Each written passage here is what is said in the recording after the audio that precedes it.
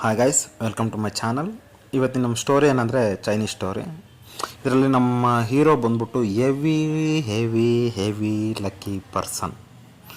So same time ಅವನೊಂದು ಕಂಪ್ನಿಲಿ ಕೆಲಸ ಮಾಡ್ತಾ ಇರ್ತಾನೆ. ಸೊ ಆ ಕಂಪ್ನಿಲಿ ಅವ್ನ ಕೆಲಸ ಲಕ್ಕಿ ಚಾರ್ನ ಯೂಸ್ ಮಾಡೋದು. ಅದೇ ಟೈಮಲ್ಲಿ CEO ಒಂದು ಮೀಟಿಂಗಲ್ಲಿ ಇರ್ತಾಳೆ. ಕ್ಲೈಂಟ್ನ ಒಪ್ಪಿಸ್ತಾ ಇರ್ತಾಳೆ $10 ಬಿಲಿಯನ್ ಕಾಂಟ್ರಾಕ್ಟ್ಗೋಸ್ಕರ.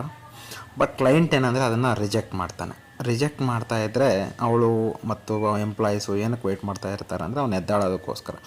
ಅವ್ನು ಎದ್ದ ತಕ್ಷಣ ಎತ್ಕೊಂಡು ಓಡೋಗಿ ಅವನ ಮೇಲೆ ತಳ್ತಾರೆ ಕಾನ್ಫರೆನ್ಸ್ ರೂಮಲ್ಲಿ. ಆ ತಳ್ಳಿದ ತಕ್ಷಣ ಅವನ ಜಾಬಲ್ಲಿ ಇರ್ತಕ್ಕಂಥ ಬೀಜಗಳು ಕೆಳಗಡೆ ಬೀಳ್ತವೆ.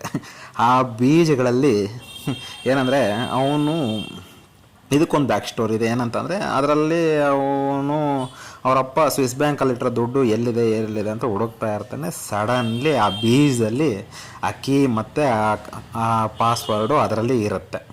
ಸೊ ಅದನ್ನು ನೋಡಿ ತಕ್ಷಣ ಫುಲ್ಲು ಖುಷಿಯಾಗಿ ಅವಳು ಪಿಯಾಗಿ ಹೇಳ್ತಾನೆ, ನೀನು ಸ್ವಲ್ಪ ಮುಚ್ಕೊಂಡಿರೋ ಅಂತ ಹೇಳಿ ಅವನ್ನ ಹಗ್ ಮಾಡಿಕೊಂಡು ಫುಲ್ಲು ಖುಷಿಯಾಗಿ ಅವನ ಕಂಪ್ನಿ $10 ಬಿಲಿಯನ್ ಆರ್ಡ್ರನ್ನ ಡಬಲ್ ಮಾಡಿ $20 ಬಿಲಿಯನ್ನಾಗಿ ಚೇಂಜ್ ಮಾಡ್ತಾನೆ.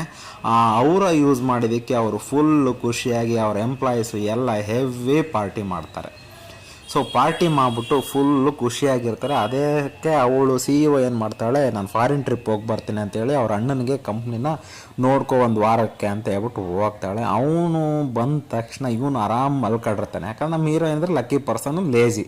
ಸೊ ಅವ್ನು ಏನಿದ್ರೆ ಅವ್ನ ಕೆಲಸ ಏನಂದರೆ ಅವ್ನ ಅದೃಷ್ಟನ ಯೂಸ್ ಮಾಡಬೇಕು. ಅವನೊಂಥರ ನಮ್ಮ ರಂಗಾಯಣರು ಆಗೋ ಥರ ಅದೃಷ್ಟವಂತ. ಸೊ ಇದೇ ಥರ ಮಲ್ಕೊಂಡಾಗ ಏನಾಗುತ್ತೆ, ಅವ್ನು ನೋಡ್ಬಿಟ್ಟು ಫುಲ್ಲು ಸೀರಿಯಸ್ ಆಗಿ ಫ್ರಸ್ಟ್ರೇಟ್ ಆಗಿ ತೀಕಾ ಉರ್ಕೊಂಡು, ನೀನು ಈ ಕಂಪ್ನಿಗೆ ಬೇಕಾಗಿಲ್ಲ, ನೀನು ಹಿಂಗೆ ಮಲ್ಕೊಂಡಿರೋದು ನನಗೆ ನೋಡೋಕ್ಕೆ ಇಷ್ಟ ಆಗ್ತಾಯಿಲ್ಲ, ನೀನು ಈ ಕಂಪ್ನಿನ ಪ್ಯಾಕ್ ಮಾಡಿಕೊಂಡು ಬ್ಯಾಗೆಲ್ಲ ಪ್ಯಾಕ್ ಮಾಡಿಕೊಂಡು ನೀನು ಕಂಪ್ನಿ ಬಿಟ್ಟು ಹೋಗ್ತಾ ಇರ್ಬೇಕು ಮನೆಗೆ ಅಂತ ಹೇಳ್ತಾನೆ. ಸೊ ಅದು ಹೇಳಿದ ತಕ್ಷಣ ನೀನು ಯಾರು ಅಂತ ಕೇಳ್ತಾನೆ. ನಾನು ಈ ಕಂಪ್ನಿ CEO ಅಂತಾನೆ.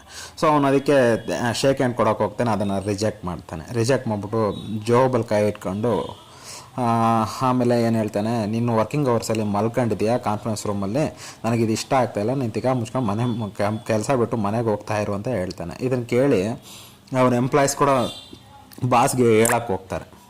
ಹೇಳಿದ ತಕ್ಷಣ ಅವನು ಕೇಳಲ್ಲ. ಯಾಕಂದರೆ ಪಾಪ ಅವನು ಹೇಳ್ತಾ ಇರ್ತಾನೆ, ನಾನು ನೈಟೆಲ್ಲ ವರ್ಕ್ ಮಾಡಿದ್ದೀನಿ, ಕ್ಲೈಂಟ್ ಜೊತೆ ಮಾತಾಡಿದ್ದೀನಿ, 3-4 ಗಂಟೆ ಆಗಿದೆ, ಈ ಕಾನ್ಫರೆನ್ಸ್ ರೂಮ್ ನನಗೆ ಗಿಫ್ಟ್ ಕೊಟ್ಟಿರೋದು ನಂದೇ ಇದು ಅಂತ ಹೇಳ್ತಾನೆ. ಬಟ್ ಆದರೂ ಕೇಳಲ್ಲ, ಮುಚ್ಕೊಂಡು ಮನೆಗೆ ಹೋಗ್ತಾ ಇರು ಅಂತ ಹೇಳ್ತಾನೆ. ನಿನ್ನ ತಂಗಿಗೆ ಗೊತ್ತಾ ಈ ಮ್ಯಾಟ್ರು ಅಂತಾನೆ. ಅವಳಿಗೆ ಯಾಕೆ ನಾನೇ ಕೇಳಬೇಕು, ಇದು ನನ್ನ ಕಂಪ್ನಿ, ನಾನು CEO, ಸೊ ನೀನು ತಿಗ ಮುಚ್ಕೊಂಡು ಹೋಗ್ತಾ ಇರು ಅಂತ ಹೇಳ್ತಾನೆ. ಆಗ ನೋಡು, ಯೋಚನೆ ಮಾಡು ಒಂದು ಸರಿ ಅವಳಿಗೆ ಹೇಳು ಅಂತ ಹೇಳ್ತಾನೆ. ಆದರೆ ಅದನ್ನು ಕೇಳಿ ಅವನು ಹೇಳಕ್ಕೆ ಹೋಗಲ್ಲ. ಆಮೇಲೆ